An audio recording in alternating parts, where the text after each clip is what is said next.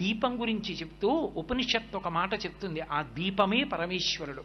నతత్ర సూర్యో భాతి న చంద్రతారకం నేమా విద్యుతో భాతి కుతోయమగ్ని త్వమేవ భాంతమనుభాతి సర్వం తస్య భాషా సర్వమిదం విభాతి అంటుంది. ఆయన ఉన్నాడే ఆ పరమేశ్వరుడు, ఆయన ఒక పెద్ద వెలుగు. ఆయన వెలుగు ముందు సూర్యచంద్రులు ప్రకాశించరు.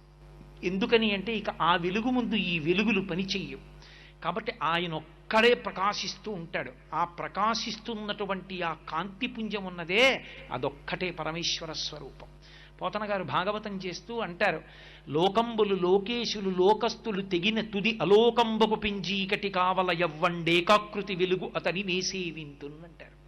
ఈ లోకాలు, ఈ లోకేశులు, ఈ లోకస్తులు వీళ్ళందరూ మహాప్రళయంలో పడిపోతే, నీటితో నిండిపోతే, కటిక చీకటి ఆవరిస్తే, సూర్యచంద్రుల యొక్క గమనం ఆగిపోతే, ఈ కటిక